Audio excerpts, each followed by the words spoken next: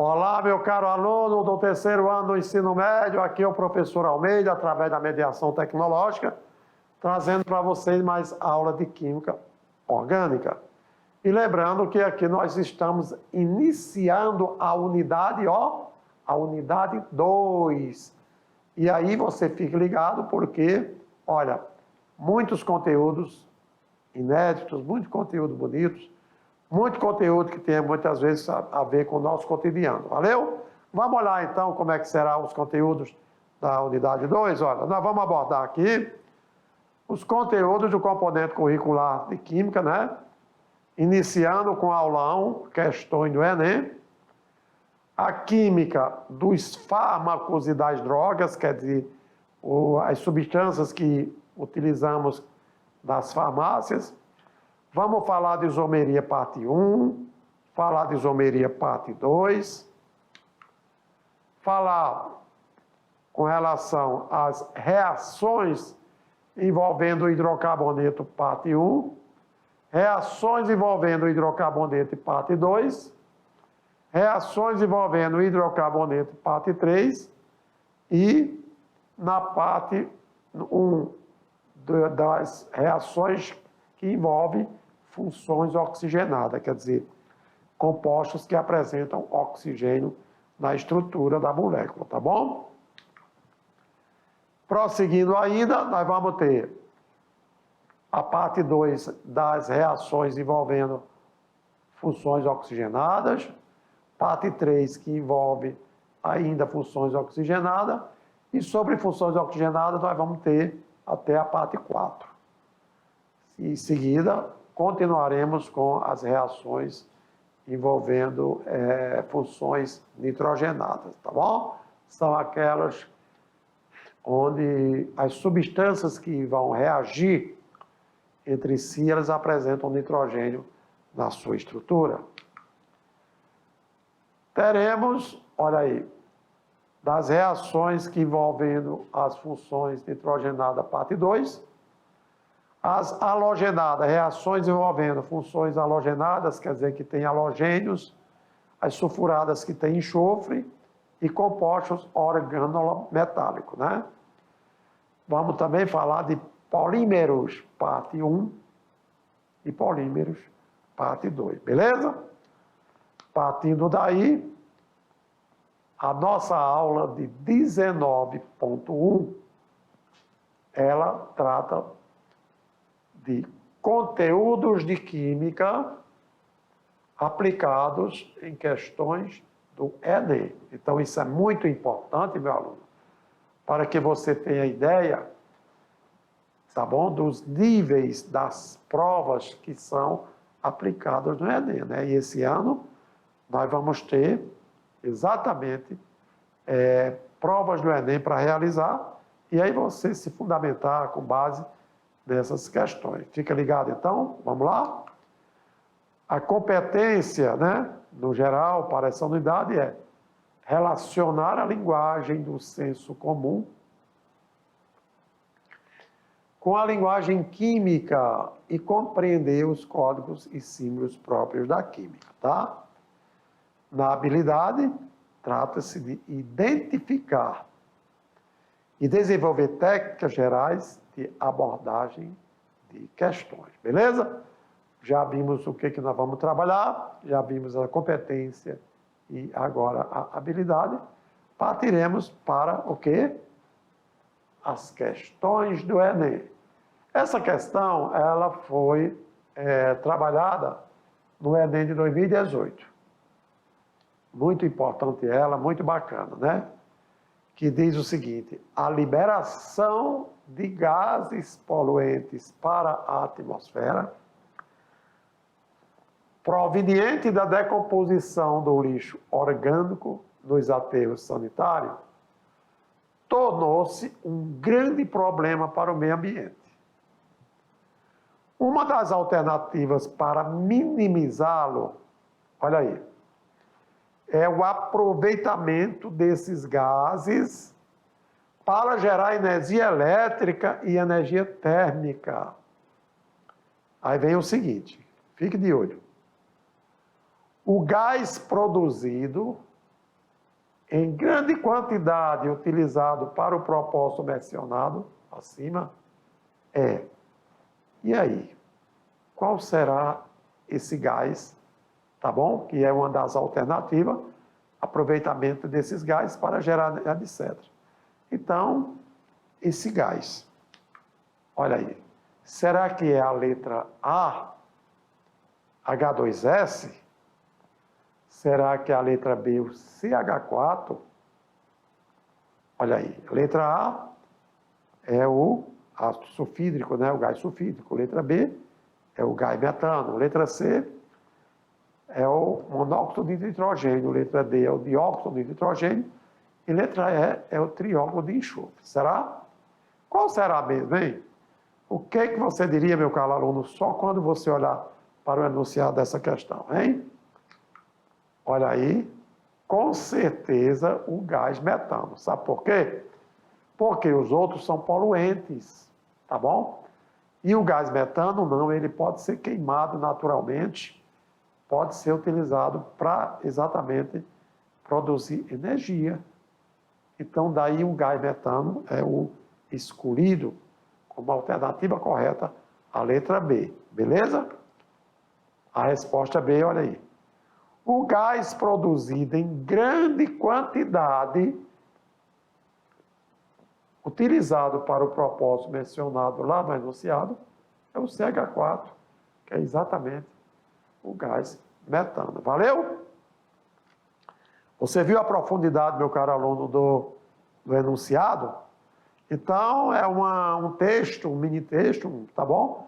Onde ele aborda coisas da atualidade. Poluição, tá? E lembrando que a química, principalmente a química orgânica, ela está presente nesses fatos.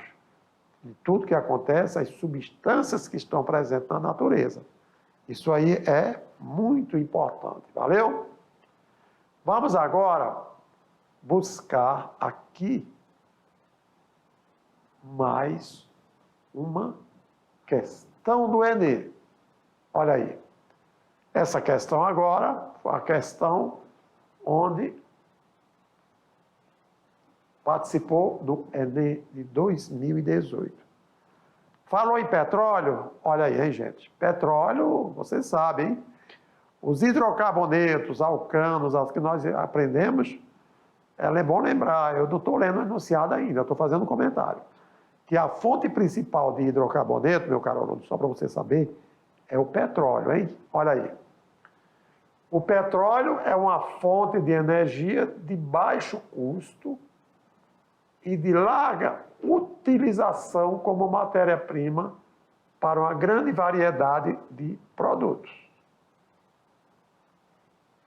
É um óleo, o petróleo bruto, hein? Ele é um óleo formado de várias substâncias de origem orgânica, que na sua maioria contém hidrocarbonetos de diferentes massas molares.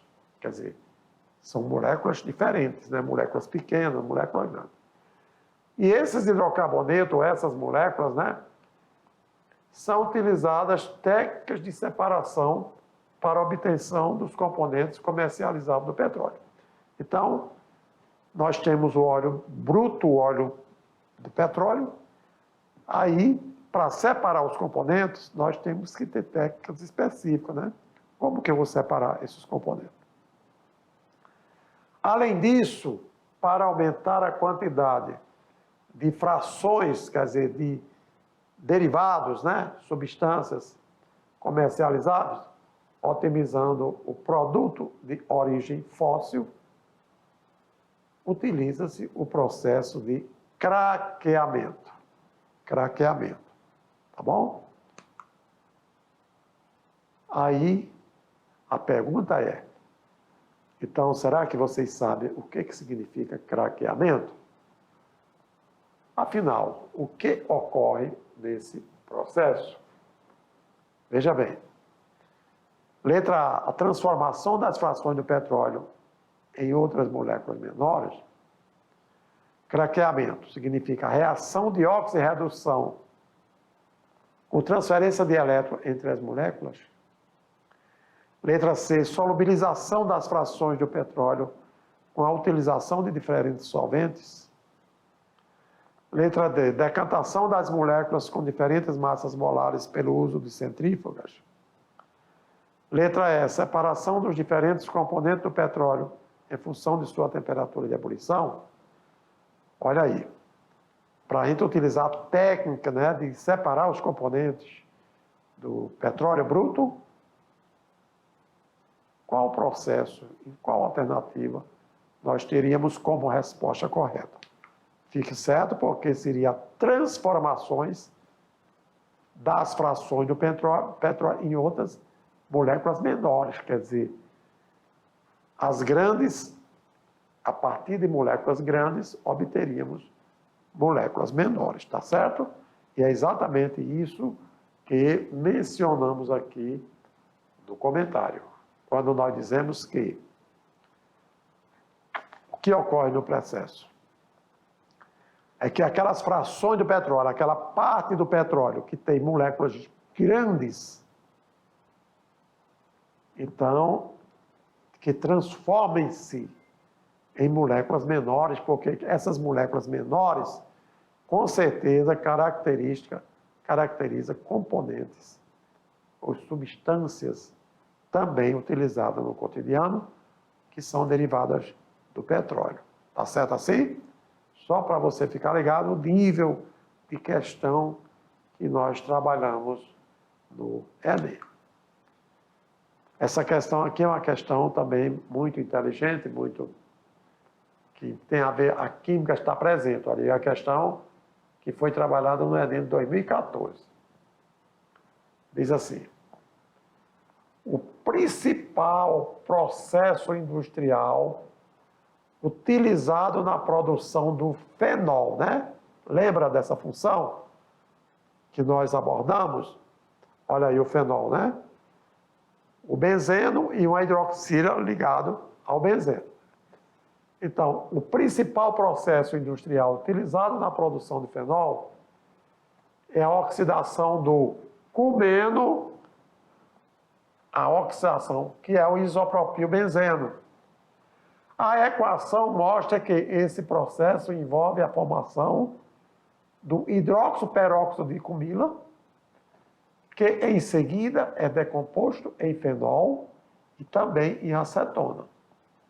Ambos usados na indústria química como precursores de moléculas mais complexas, ou seja, moléculas maiores.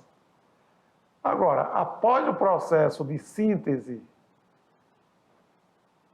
esses dois insumos devem ser separados para comercialização individual. Então, aqui eu tenho a estrutura do isopropil benzeno, tá bom? Que é o cumeno,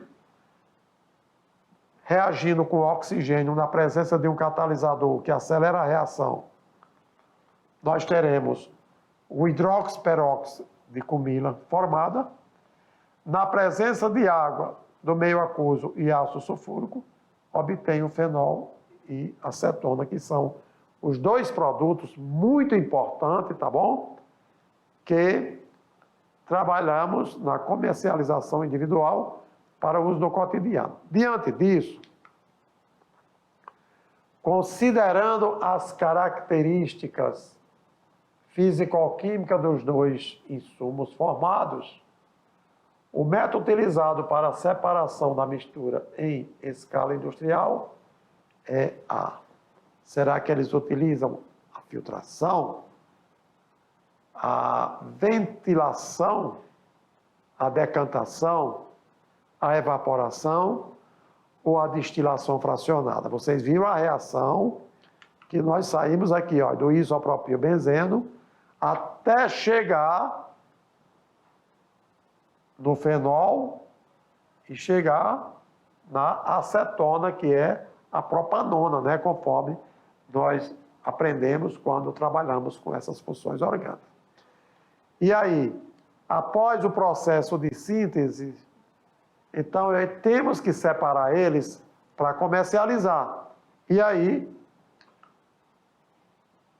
o método utilizado para separar essa mistura é o quê? Fazendo uma ventilação, fazendo uma filtração, fazendo uma decantação, fazendo uma evaporação ou uma destilação fracionada, quer dizer, onde as substâncias são separadas por aquecimento em temperaturas de ebulição próximas. E aí, se você assinalou exatamente que a técnica mais utilizada, por exemplo, para separar o fenol da acetona, seria uma destilação fracionada, porque a destilação fracionada, ela, o que acontece?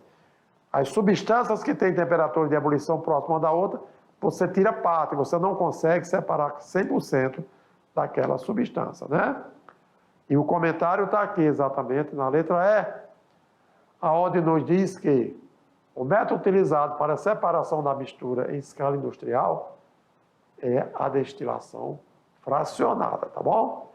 Olha, nós utilizamos a partir do isopropilbenzeno comeno, chegamos no hidroperóxido com mila. E a partir dele, chegamos no fenol e na acetona. Agora, para me separar o fenol da acetona, o que eu devo fazer? Eu devo aquecer, porque como cada um apresenta temperatura de ebulição diferente, logicamente, a técnica será o método você vaporizar e depois você condensar, obtendo parte desses compostos. Valeu, meu caro aluno? Então, se nós não aprendêssemos toda essa parte de conhecer as funções orgânicas, se não conhecêssemos o que significa destilação, que nós vimos também, então ficaria de assinalar a alternativa E como resposta correta. Tudo bem? Mas fique ligado aí, porque nós temos muito mais questões do Enem pela frente. Valeu? Olha aí, exatamente aquilo que eu falei. O objetivo número 1 é separar o fenol da acetona pelo método de destilação fracionada, tá bom? Vamos em frente agora para mais uma questão aqui de 2014 que aconteceu lá no Enem.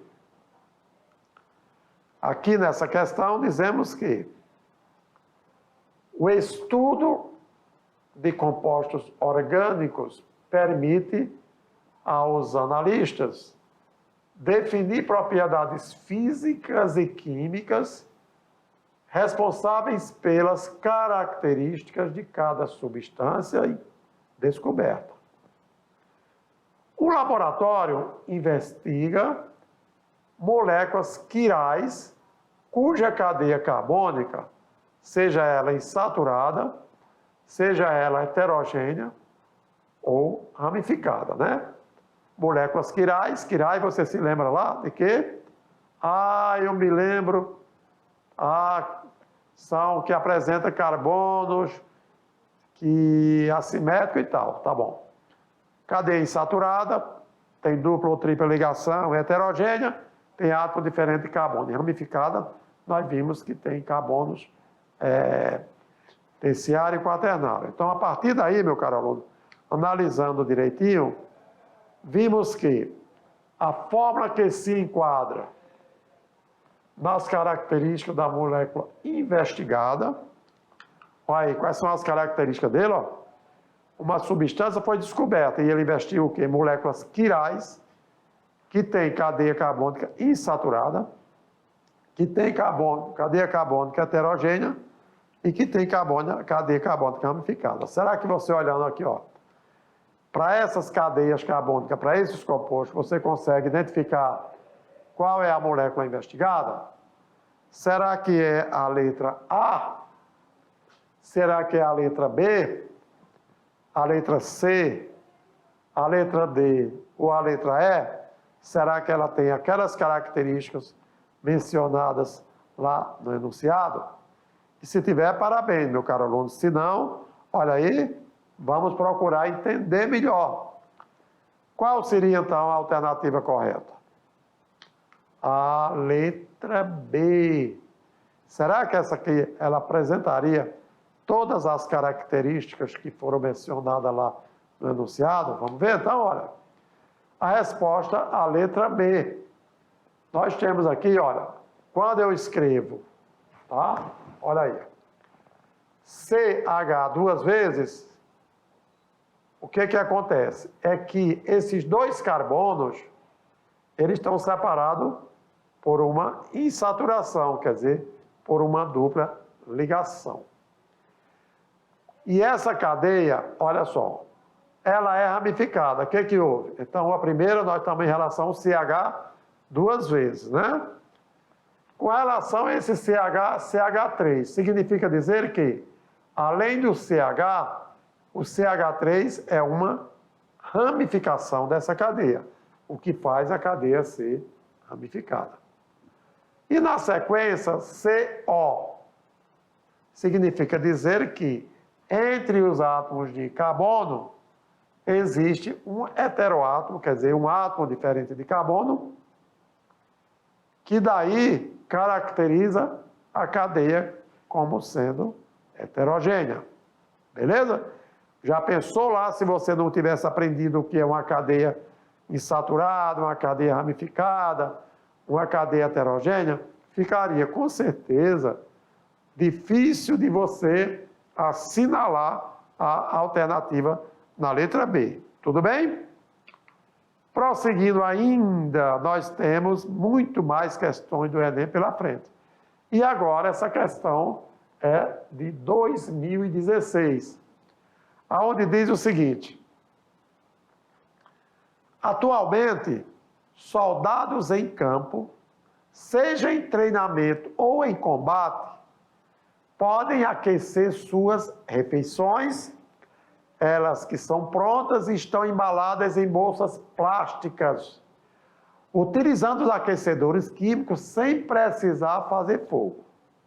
Agora vem o seguinte: dentro dessas bolsas existe magnésio metálico em pó, e quando o soldado quer aquecer a comida, ele coloca a água dentro da bolsa, que vai promover a reação escrita pela equação química.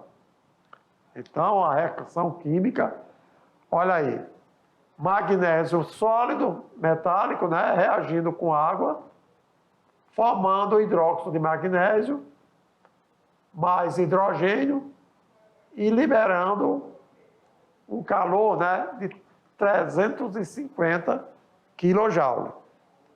E aí diz o seguinte: o aquecimento dentro da bolsa ocorre por causa de quê? Será que é na letra A, a redução sofrida pelo oxigênio, que é uma reação exotérmica? Letra B, oxidação sofrida pelo magnésio, que é uma reação exotérmica também? Letra C, reação sofrida pelo magnésio, que é uma reação endotérmica, quer dizer, com ganho de calor? Letra D, oxidação sofrida pelo hidrogênio, que é uma reação exotérmica, quer dizer, que libera calor? Letra E, redução sofrida pelo hidrogênio, que é uma reação endotérmica, que ganha calor? Aí, meu caro aluno, no seu caso, que alternativa você atribuiria como resposta correta, tá bom? Olha, aqui nós temos a ver com a parte de termoquímica, hein? Olha aí, muito bacana o calor envolvido nas reações químicas. Sendo assim, ó, o que nós temos? É que o magnésio sofre oxidação. E por quê? Porque a reação, olha aqui, além de formar hidróxido de magnésio e hidrogênio, liberou também calor. Por isso que a oxidação do magnésio gerou essa energia desprendida. Valeu? E assim, a alternativa correta, a letra B. Vamos lá no comentário aqui, ó. O aquecimento dentro da bolsa ocorre por causa da oxidação sofrida pelo magnésio, que caracteriza exatamente uma reação exotérmica. Partiremos para uma questão que foi aplicada exatamente em 2012. E dizia o seguinte: a produção de alimentos poderia se reduzir a 40% da atual sem aplicação de controle sobre as pragas agrícolas. Por outro lado, o uso frequente dos agrotóxicos pode causar contaminação em solos, contaminação em águas superficiais, subterrâneas, atmosfera e alimentos. Aí diz o seguinte: os biopesticidas, tais como piretrina e a coronopilina, têm sido uma alternativa na diminuição dos prejuízos econômicos, sociais e ambientais gerados pelos agrotóxicos. Na sequência, olha aí exatamente a estrutura da coronopilina e da piretrina, né? Que vocês estão vendo aqui, ó. Né? São utilizados como biopesticidas. Sendo assim, identifique as funções orgânicas que estão presentes simultaneamente nas estruturas dos dois biopesticidas apresentados. Você olhando aqui, ó, olhe para o composto. Será que olhando para esse composto, dá para você ter uma ideia de quais funções orgânicas, pelos grupos funcionais de cada uma, você consegue identificar? Vamos lá? Assim, nós temos a letra B, cetona e éster. Por quê? Olha aqui. Esse grupo, aqui na coronopilina, ele caracteriza exatamente um éster. Enquanto na piretrina, na cetona, ele caracteriza, ó, aqui, uma cetona. Então, seria bom a gente relembrar aqui sobre os grupos funcionais de cada um, né? Se você olhar aqui, vamos só lembrar um pouquinho. Então, esta, né? O éster é aquele grupo funcional que vocês aprenderam, ó. Então, isso aqui caracteriza o éster, tá bom? Já o éter é que você tem o quê, ó? Radical. Aqui eu estou caracterizando um éter. Ótimo. Cetona. Cetona é quando eu tenho o quê? O grupo funcional, tá bom? O radical. E eu tenho... Beleza. Álcool e cetona. Então, você viu que o álcool é caracterizado desta maneira.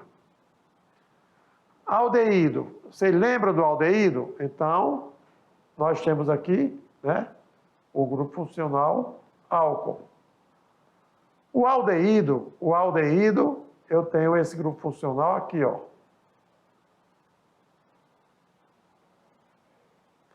Então, aqui caracterizando o aldeído. Então, nós já vimos o éter. Eu queria aqui só um adendo sobre dizer que se trata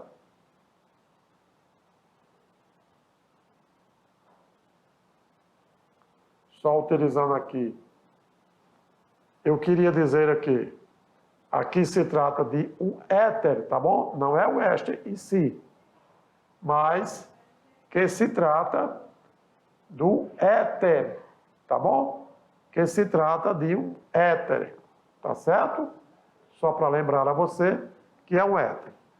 Relembrando algumas funções que nós abordamos. Nós vimos éter, que significa, quando eu tenho uma cadeia carbônica, que eu tenho um heteroátomo entre um carbono e outro, no caso, o oxigênio. O éster, ele é originado dos ácidos carboxílicos, onde o hidrogênio da hidroxila eu substitui por um radical. A cetona, obrigatoriamente, o carbono tem que ser terciário, quer dizer, está entre um carbono e outro. E o álcool, a característica dele é que a hidroxila esteja presa a um carbono saturado, ou seja, um carbono que só tem ligações simples. O aldeído parece o quê? O ácido carboxílico, não. Olha aí, o ácido carboxílico, ele tem o seguinte grupo funcional, ó, só para relembrar a vocês. Eu estou lembrando aqui exatamente para que nas próximas questões você possa estar ligado de como diferenciar as funções orgânicas, né? Olhando aqui para o composto, então ficou muito claro aqui, ó. Nós temos, olha aqui, ó. Nós temos aqui um éster, nós temos carbono saturado só com ligações simples, então aqui nós temos álcool, tá bom? Olha aqui, ésteres, enfim. Aqui na piratrina, nós temos aqui a cetona, que está muito claro aqui para vocês, tá bom? E agora, enviemos lá no comentário, porque eu queria só relembrar esses grupos funcionais para vocês, porque a química orgânica, ela existe muito compostos orgânicos, tá certo? Mas para você diferenciar um do outro, se faz necessário os grupos funcionais. É diferente da química inorgânica, por quê? Porque a química inorgânica, você só tem 4 funções praticamente para você conhecer, né? E aí nós vimos aí que a cetona e éster, porque, olha aí, o grupo éster, nós temos o grupo cetona, conforme nós vimos aqui, olha, cetona também aqui, ó, nós temos a cetona aqui no caso. Aqui nós temos mais as principais, que a pergunta foi o seguinte: o que existe? Identifique funções presentes simultaneamente, que tem ao mesmo tempo em uma e que tem ao mesmo tempo na outra. Então você veja que o álcool, por exemplo, ele tem na coronopolina, mas acontece que o álcool não tem na cetona. Então você olha lá o enunciado, ele falou: identificar funções que apresentam simultaneamente. Sendo assim, meus caros alunos, eu gostaria de comentar com vocês que os estudos que nós comentamos na unidade 1, eles servem de pré-requisito para a unidade 2. Então, vamos dizer assim, o que nós vimos aqui agora, nessas questões do Enem, nós estamos enunciando a unidade 2. Então, pela longa experiência de sala de aula que nós temos, nós sabemos o quanto se faz necessário para que você aprenda com dedicação sobre as diversas funções orgânicas. Vocês viram no início da aula que eu falei quantas funções nós teremos que trabalhar. Nós vamos trabalhar em forma de reações químicas, né? E voltando aqui sobre as funções que eu falei, não quer dizer que porque nós estamos trabalhando com química orgânica, que você vai deixar de revisar os conhecimentos da química inorgânica. Não é isso aí. Lá na química inorgânica, lá no primeiro ano, o que você aprendeu? Está lembrado? 4 funções inorgânicas básicas. Nós aprendemos ácidos, nós aprendemos bases, nós aprendemos óxidos e aprendemos sais. Tá certo? E lembrando, na química orgânica nós temos ácidos, temos os ácidos carboxílicos. Qual a diferença dos ácidos, os principais ácidos carboxílicos, para os ácidos da química inorgânica. A diferença é que os ácidos inorgânicos, geralmente, ele tem força maior. O que é força maior? O grau de ionização é maior. O que é grau de ionização, professor? É que os ácidos, eles só liberam H+, quando eles estão na presença da água. Então, ele libera como íon positivo H+, né? Na regra de Arrhenius. Ótimo. Os átomos inorgânicos, eles, vamos dizer, os átomos são fortes, vamos dizer, o ácido clorídrico HCl. Quando eu pego 100 moléculas de ácido clorídrico que eu coloco na água,